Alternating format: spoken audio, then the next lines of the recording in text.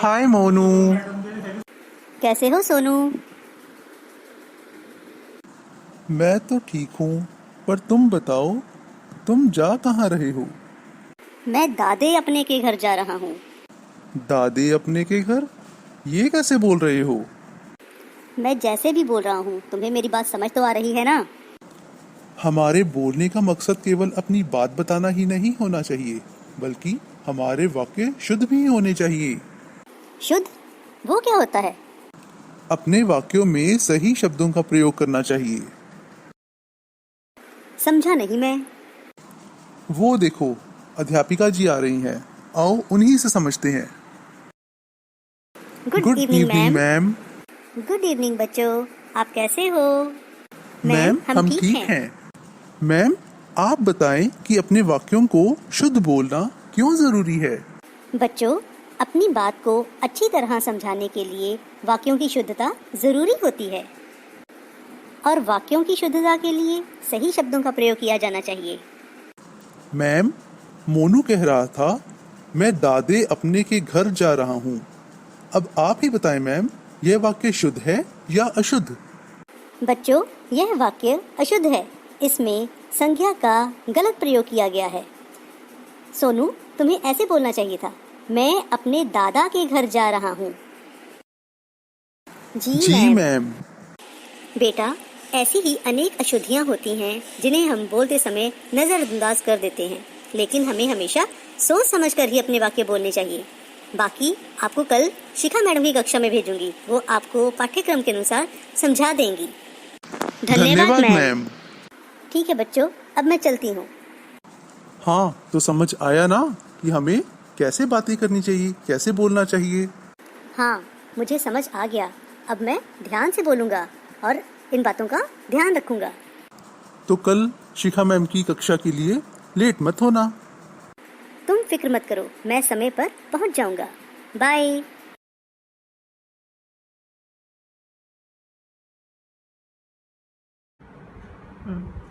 नमस्कार, हिंदी की कक्षा में आपका स्वागत है। आज हम 10वीं कक्षा का अगला उपविषय वाक्य शुद्धि शुरू करेंगे। तो आइए अपना पाठ शुरू करें। अब वाक्य क्या होता है? सार्थक एवं पूर्ण विचार व्यक्त करने वाले शब्द समूह वाक्य कहलाते हैं। सार्थक मतलब जिन शब्दों का कोई अर्थ हो। सार्थक एवं पूर्ण विचार व्यक्त करने वाले शब्द समूह वाक्य जो होते हैं, विभिन्न शब्दों का समूह होते हैं, वह वाक्य शब्द समूह वाक्य कहलाते हैं। वाक्य रचना में पदक्रम का विशेष ध्यान रखा जाता है। अब जब हम बोलते हैं तो हमारे हर शब्द का एक क्रम होता है कि किस क्रम में हमें अपना वाक्य बोलना है या अपने शब्द रखने हैं। अब इसमें निर्देश क्या है कि किन बातों का ध्यान रखना चाहिए? समाचार, कोश, लोक, दर्शन, प्राण, आंसू, मुक्का, हस्ताक्षर, ये शब्द हमेशा ही पुल्लिंग होते हैं। ठीक है, ये जितने भी शब्द यहाँ लिखे हुए हैं, ये सारे सदा ही पुल्लिंग होते हैं। ये कभी भी स्त्रीलिंग नहीं हो सकते। वाक्य में जब हम इनका प्रयोग करते हैं तब पता लगता है कि शब्द पुल्लिंग है या स्त्रीलिंग। समाचार, क्या समाचार लाए हो या क्या समाचार आया है। होश, मेरे तो होश उड़ गए। लोग, आप लोग कैसे हो। दर्शन, आपके तो दर्शन दुर्लभ हो गए हैं। प्राण, सांप को देखकर मेरे प्राण निकल गए। आंसू, उसके आंसू छलक आए। मुक्का, उसने मुझ पर मुक्के से प्रहार किया। हस्ताक्षर, उसने दस्तावेज पर हस्ताक्षर कर दिए। यानी कि ये शब्द पुल्लिंग है और इनका बहुवचन रूप में प्रयोग होता है। ठीक है, दूसरा देखो, कोई, प्रत्येक, हर एक, इन तीनों शब्दों के साथ एक वचन का प्रयोग होगा। जैसे कोई, बाहर कोई आया है।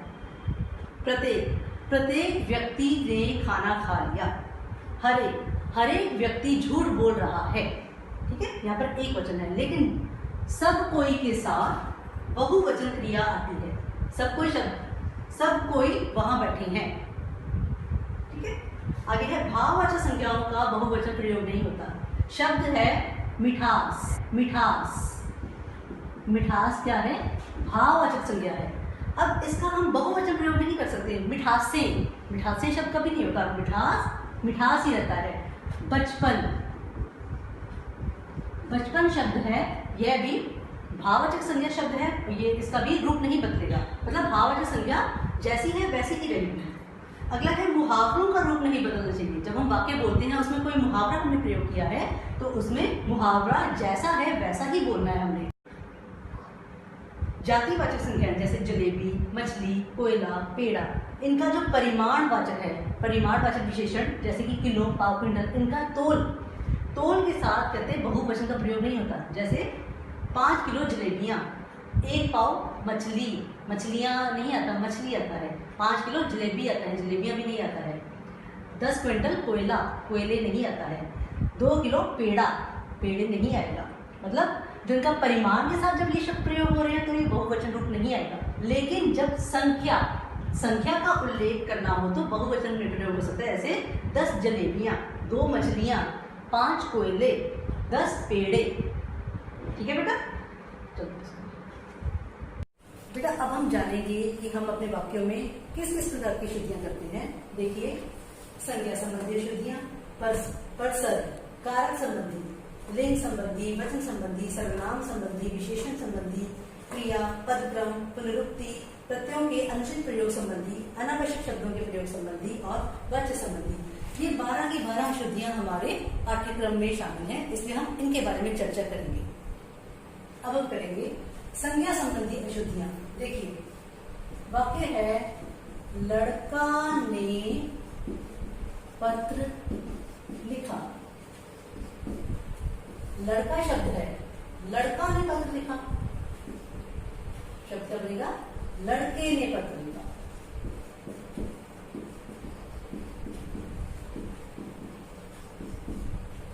ऐसे एक और वाक्य है, मैं अपने दादे के घर जाऊंगा। मैं अपने दादी, हिंदी में इस शब्द का प्रयोग नहीं होता। मैं अपने दादा के घर जाऊंगा। ठीक है, इस प्रकार की संज्ञा संबंधी शुद्धि हम करते हैं। अगला हम करेंगे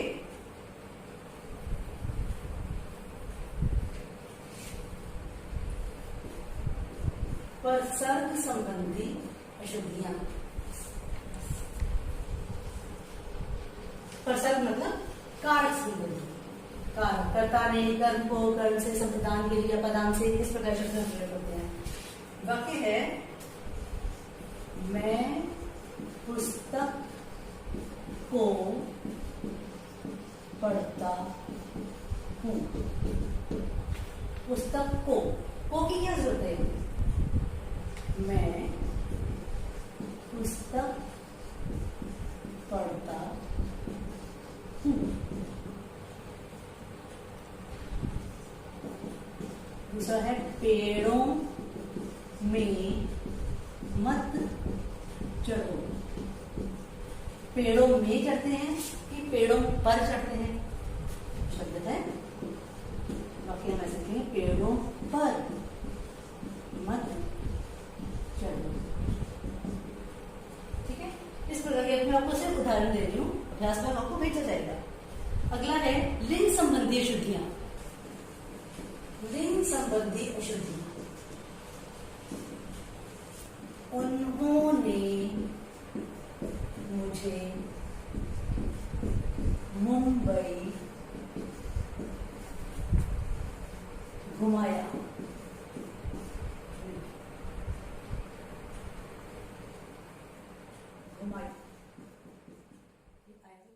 संबंधी अशुद्धि में वाक्य देखो, उन्होंने मुझे मुंबई घुमाई। घुमाई, घुमाई शब्द मुंबई शहर के नाम के साथ सही नहीं है। यहाँ पर लिंग संबंधी अशुद्धि है कि इसके साथ इसकी अशुद्धि बन जाती है। उन्होंने मुझे मुंबई घुमाया।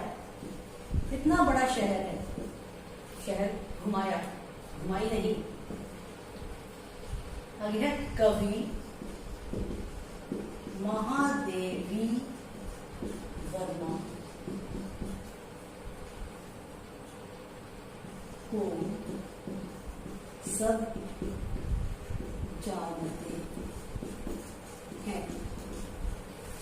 कवि महादेव वर्मा को सब जानते। महादेव वर्मा स्त्री है और ये पुल्लिंग शब्द है। यहां पर क्या आएगा? कवित्री महादेवी वर्मा को सब जानते हैं।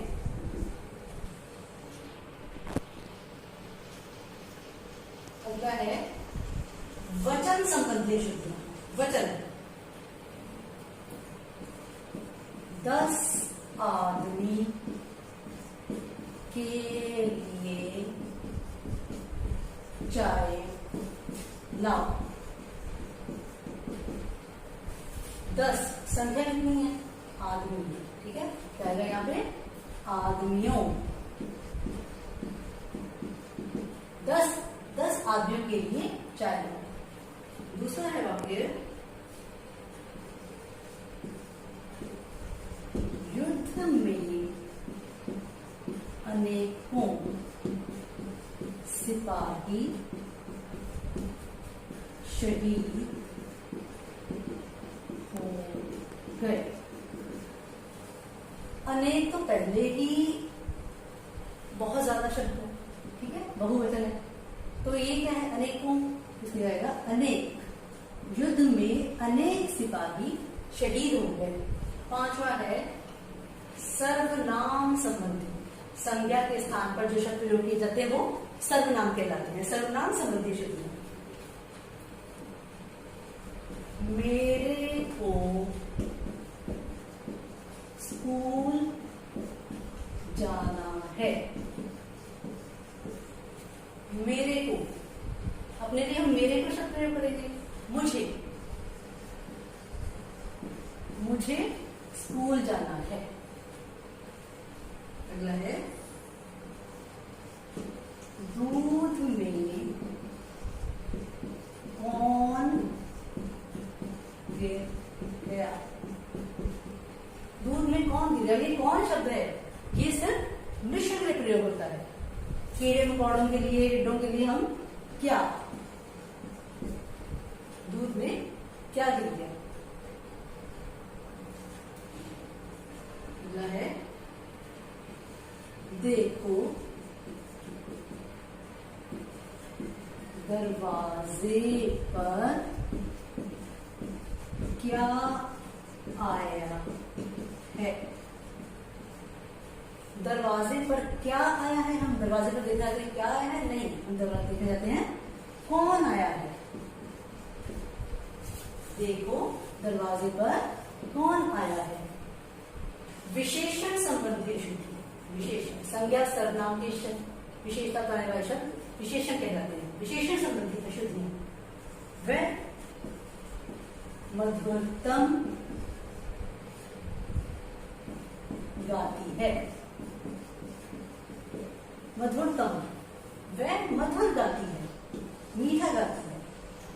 यहाँ पर वह मधुर गाती है। मधुर शब्द आएगा, विशेषण गलत है।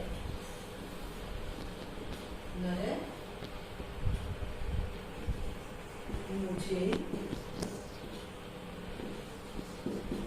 भारी प्यास लगी है। मुझे भारी प्यास। भारी प्यास कैसी रह सकती है? बहुत प्यास लगी हुई। मुझे बहुत प्यास लगी हुई है। तो हमारा शब्द अशुद्ध है, उसे शुद्ध करके बाकी वाक्य हमें वैसे लिख देना है और उस वाक्य के अनुसार जो हम उसमें बदलाव आएगा वो भी हमें लिखना है। क्रिया संबंधी। क्रिया क्या होता है? क्रिया किसी भी कार्य का करना या होना क्रिया कहलाता है। जैसे मेरी बहन ने मुझे कहानी सुनाया। अब कहानी के साथ सुनाया शब्द सूट नहीं करता। कहानी सुनाई।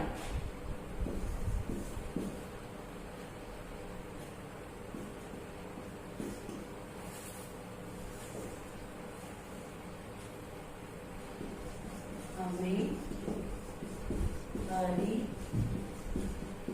सब्जियां खाना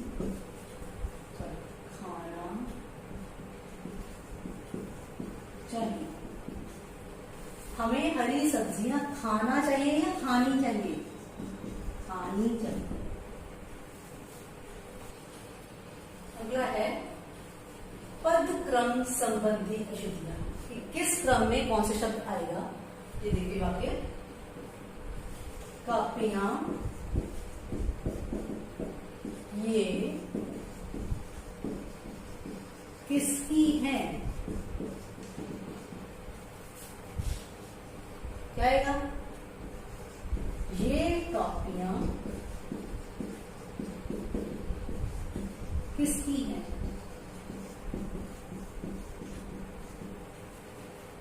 ठीक है, कॉपियां ये की जगह ये कॉपियां किसकी हैं?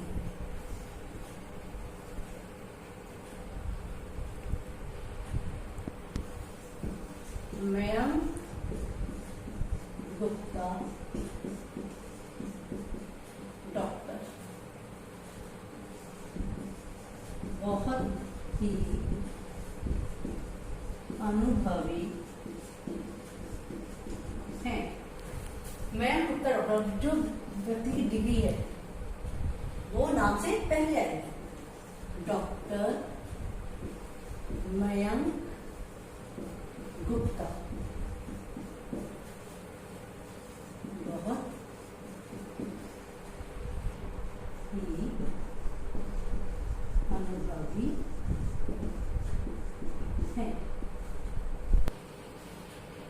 अगला है पुनरुक्ति। मतलब एक ही शब्द का बार बार प्रयोग। जैसे मैं सब प्रेम सहित नमस्कार करता हूं। सप्रेम का अर्थ है प्रेम सहित। तो यहाँ पे सहित शब्द द्वारा प्रयोग किया गया है। तो ये शब्द यहाँ नहीं प्रयोग किया जाएगा। मैं सप्रेम नमस्कार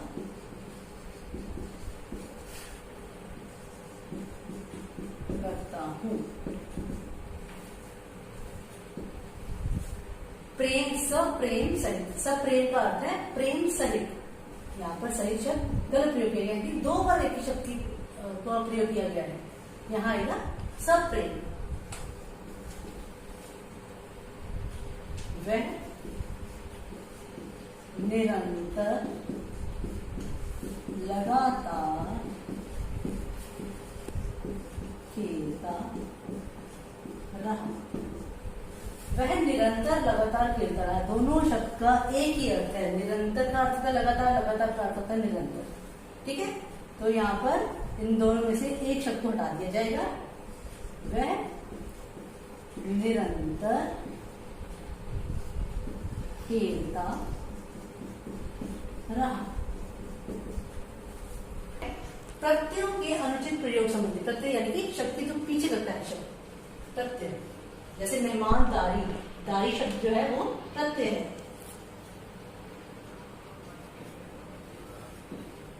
पूजनीय माता जी हैं।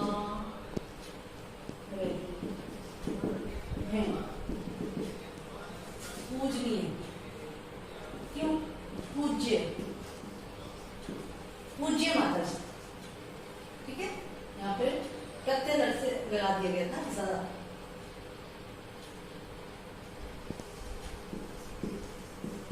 शिमला की सौंदर्यता सबको प्रभावित करती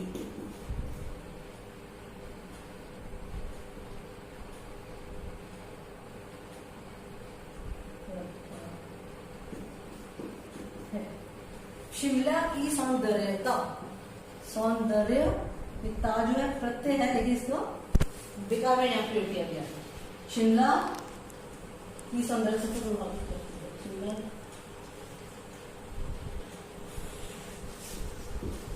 शिमला का सौंदर्य सबको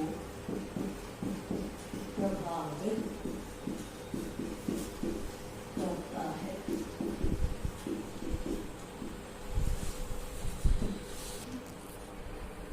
अगला है अनावश्यक शब्दों का प्रयोग। कई बार हम अपने वाक्य में अनावश्यक शब्द लगाते हैं। उदाहरण देखो, वह बुरी तरह से घबरा गया। बुरी तरह से की क्या जरूरत है यहाँ पे? वह बुरी तरह घबरा गया, से नहीं लगेगा।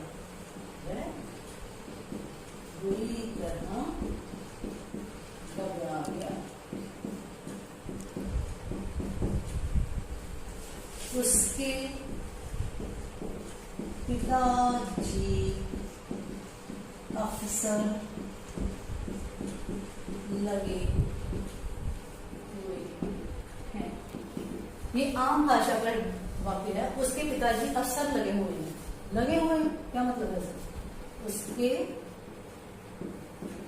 पिताजी अफसर हैं।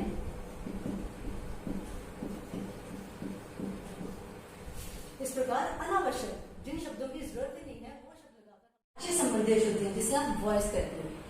पुलिस द्वारा चोर को पकड़ा गया। चोर जब हमने उसका वाच्य बना दिया तो आएगा वाक्य पुलिस द्वारा चोर पकड़ा गया। मेरे द्वारा पत्र लिखा। मेरे द्वारा पत्र लिखा, जैसे मैंने पत्र लिखा, पास्ट टेंस है तो मेरे द्वारा पत्र लिखा गया। ठीक है, आशा को समझ आ गया होगा। अब इसका अभ्यास करेंगे तो आपकी अशुद्धियां अच्छी तरह दूर हो जाएंगी। धन्यवाद।